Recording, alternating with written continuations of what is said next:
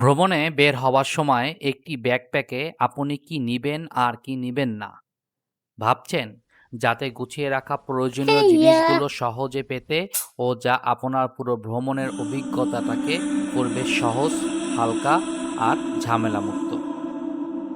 কিভাবে?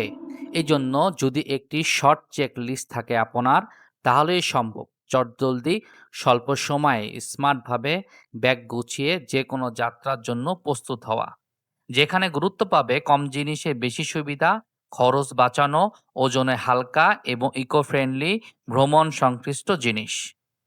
মনে রাখবেন, একটা ব্যাকপ্যাক মানে শুধু জিনিস বহনের সামান্য ব্যাগ নয়, যা শেষ অবধি আপনার ভ্রমণকে করে তুলবে আরও আনন্দময় ও স্মরণীয়।